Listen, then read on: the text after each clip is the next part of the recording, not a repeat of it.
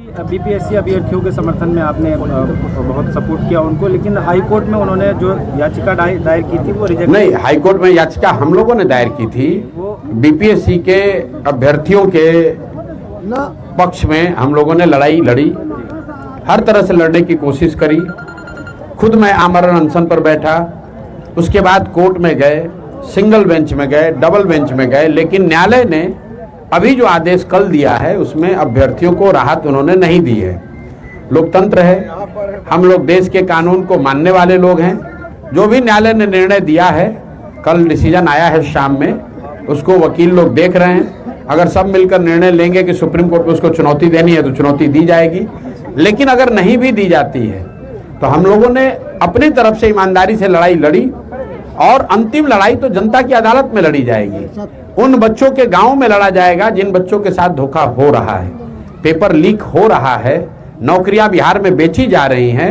ये किसी कोर्ट के निर्णय का मोहताज नहीं है, ये सत्य सब लोग जानते हैं। 6 महीने के बाद चुनाव होगा तो जनता के बीच, जनता की अदालत में लड़ाई लड़ी जाएगी। अपनी ओर से हम लोग कोर्ट में हम लोगों ने कोशिश करी है और जरूरत पड़ी तो जन स्वराज अपने खर्चे पर जाकर सुप्रीम कोर्ट में भी आगे लड़ाई को जारी रखेगा। वक्फ बिल पर जो कुछ हुआ, आप वहां पर गए भी पटना के गर्दनी बाग में, तो आपको क्या लगता है? देखिए, गर्दनी बाग में जाना एक सिंबलिज्म है। मुस्लिम संस्थाओं ने एक धरना आयोजित किया था, तो जो लोग भी वक्फ बिल के खिलाफ में हैं उनका वहां जाना बनता ही है। लेकिन महत्वपूर्ण बात यह है कि जो वक्फ पे कानून आ रहा है उसको समझने की जरूरत है। सही गलत में पड़े बगैर, एक बार को सही और गलत के डिबेट में मत पड़िए। लेकिन अगर आप हिंदू भी हैं, अगर आप किसी धर्म, किसी संप्रदाय के हैं, तो आपको ये ध्यान देना है कि इस देश को बनाने वाले लोगों ने जो वादे, जो आश्वासन हम लोग के मुसलमान साथियों को दिया है, उसको निभाना, उसको बचा कर रखना, वो आपकी हमारी सबकी जवाबदेही है। अगर आप हिंदू धर्म को भी मानते हैं तो हम लोग बोलचाल की भाषा में भी बताते हैं कि अगर हमारे बाप दादा ने कोई आश्वासन दिया है, कोई कमिटमेंट करा है, तो बेटा होने के नाते आपकी ये जवाबदेही है कि आप उन वादों को निभाने में हर संभव कोशिश करें। तो इस देश को बनाते समय जिन लोगों ने भी इस देश को बनाया है, जिन लोगों ने इसके संविधान को बनाया है, उन्होंने मुसलमान साथियों के लिए कुछ वादे करे। उन वादों पर हम लोग को खरा उतरना चाहिए, उस पर धोखा नहीं करना चाहिए। और ये सिर्फ हिंदू मुसलमान की बात नहीं है, उन वादों, उनके साथ वादा खिलाफी नहीं करनी चाहिए, बात उसकी है।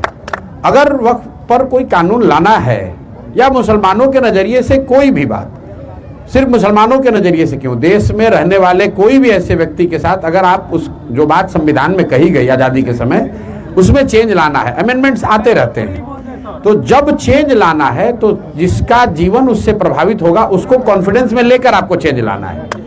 जो वक्फ का आप कानून बना रहे हैं उससे 20 करोड़ लोग, मुस्लिम समुदाय को कोई शक है या उनको तकलीफ है, तो जब तक आप उनको समझाएंगे नहीं, उनको कॉन्फिडेंस में नहीं लेंगे, तब तक उस तरह का कानून नहीं बनाया जाना चाहिए। आपने देखा देश में, आप मुसलमानों की बात कर रहे हैं, किसानों के लिए सरकार ने कानून बनाया, 3 कानून लाए गए, लेकिन अगर किसान उससे सहमत नहीं है तो कानून वापस लेना पड़ा। तो मैं आपके माध्यम से ये आग्रह करूंगा कि इसको हिंदू मुसलमान का मुद्दा मत बनाइए। ये मुद्दा ये है कि जो बातें आपने किसी भी संप्रदाय को, किसी भी समुदाय को, देश में रहने वाले किसी नागरिक को जो फाउंडिंग फादर्स ने आश्वस्त किया है, उसके साथ वादा खिलाफी नहीं होनी चाहिए। और अगर आप कुछ चेंज करना चाहते हैं तो उन संप्रदाय, उन वर्गों को कॉन्फिडेंस में लेकर करिए।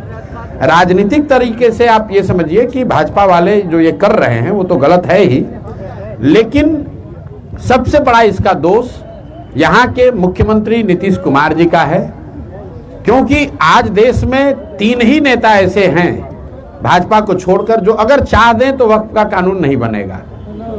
एक जो आंध्र प्रदेश में भी मुख्यमंत्री हैं, एक जो पहले मुख्यमंत्री थे, और बिहार के मुख्यमंत्री। तो आंध्र प्रदेश के मुख्यमंत्री अभी जो हैं और पहले जो थे, उन पर हमारा आपका कोई सीधा अधिकार नहीं है, लेकिन नीतीश कुमार पर बिहार के नागरिक वोटर होने के नाते आपका हमारा अधिकार है।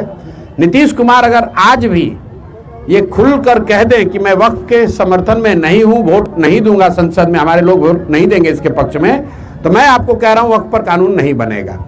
इसलिए आपके जरिए नीतीश कुमार से, उनके पार्टी से जुड़े हुए साथियों से ये आह्वान करेंगे कि अगर आप लोग गांधी की बात करते हैं, लोहिया जयप्रकाश की बात करते हैं, तो ये वो समय है जब गांधी ने जो वादा किया था मुसलमानों के साथ, उसके लिए खड़े होइए। सिर्फ गांधी का चित्र लगाने से बात नहीं बनेगी। और अगर ऐसा नहीं करते हैं तो भाजपा तो जो कर रही वो कर ही रही है। इतिहास कभी भी नीतीश कुमार को इस गलती के लिए माफ नहीं करेगा। और एक अंतिम बात मुस्लिम साथियों को ये जरूर कहूंगा कि अगर कानून बन भी जाए तो बहुत घबराने की बात नहीं है। किसानों के खिलाफ तो कानून बन गया था, लेकिन उन्होंने 1 साल लोकतांत्रिक तरीके से लड़ाई लड़ी, जमीन पर उतर के लड़ाई वो लड़े और कानून को वापस लेना पड़ा। तो अगर आपको लगता है कि आपके खिलाफ या आपके इंटरेस्ट के खिलाफ कानून बन रहा है, तो आपको दिमाग से और लोकतांत्रिक तरीके से इसकी लड़ाई लड़नी चाहिए। आज नहीं तो कल, आप अगर सत्य आपके साथ है, आप सही के साथ खड़े हैं, तो आज नहीं तो कल आपको सफलता मिलेगी ही मिलेगी। बिहार के दौरे पे जो है आने वाले अमित शाह और राहुल गांधी, तो भाई अभी 6 महीने में चुनाव है तो सारे नेता ही बिहार में आएंगे। अगले 6 महीने तो मोदी जी और अमित शाह पूरे समय उनको बिहार ही दिखेगा। उनको बिहार का गौरवशाली इतिहास दिखेगा, उनको नालंदा और विक्रमशिला दिखेगा, उनको यहाँ के चाणक्य की याद आएगी, यहाँ के चंद्रगुप्त मौर्य की याद आएगी। सारी सरकारी योजनाओं का अब उद्घाटन बिहार से होगा। लेकिन जनता भी इतनी बेवकूफ़ नहीं है, वो भी ये पूछेगी कि भाई तुम 15 साल से सत्ता में हो, ये बताओ कि 15 साल में तुमने बिहार के बच्चों के पढ़ाई के लिए, पलायन को रोकने के लिए क्या किया। वो कब होगा जब हम लोग के बच्चों को गुजरात में जाकर नौकरी मजदूरी नहीं करनी पड़ेगी। ये सवाल पूछा जाएगा। बिहार के हर जिले में आकर पिछले 10 साल में मोदी जी ने कोई ना कोई वादा किया है। कहीं चीनी मिल चालू करने का कहा, कहीं फैक्ट्री लगाने के लिए कहा, उसमें कुछ भी नहीं हुआ है। तो अब आकर चुनाव के 4 महीने पहले फिर से वही हिंदू मुस्लिम की बात, फिर से वही झूठी बात कि हम पाकिस्तान को डरा देंगे, चाइना को आंख दिखा देंगे। उसके मुकाबले इस बार जो बिहार का चुनाव है, चूंकि जनसुराज भी एक विकल्प है। अभी तक क्या होता है कि जनता के पास कोई विकल्प ही नहीं था, तो जो लोग भाजपा को वोट नहीं दे सकते हैं, जैसे अररिया में हम लोग जहाँ बैठे हैं, यहाँ बहुत बड़ी संख्या में मुस्लिम समुदाय के लोग हैं, इनके पास कोई विकल्प ही नहीं है। अगर राजद के लोग, कांग्रेस के लोग कुछ काम न भी करें, आपके बच्चों की चिंता न भी करें, तो भी आप भाजपा के डर से उन्हीं को वोट देंगे। यही हाल भाजपा को वोट देने वाले लोगों का है। जैसे मुसलमानों को भाजपा से डर लगता है, वैसे ही हिंदुओं के एक बड़े तबके को लालू जी के जंगल राज से डर लगता है। तो जनसुराज का एक उद्देश्य तो यही है कि पिछले 30-35 साल में विकल्प के अभाव में लालू जी के डर से भाजपा और भाजपा के डर से लालू जी को वोट देने की जो राजनीतिक बंधुआ मजदूरी चल रही है, उससे लोगों को आज़ादी मिले और लोग अपने बच्चों के लिए, अपने बच्चों के पढ़ाई और रोजगार के लिए वोट दे सकें। जनसुराज पर भी अंधविश्वास न करें। 5 साल के लिए उनको दें ये भरोसा और वोट। 5 साल के लिए किसी भी दल को, जो उनको अच्छा लगे उसको 5 साल का मौका दें। वो दल, वो नेता काम ना करे तो 5 साल में उनको झाड़ू मारकर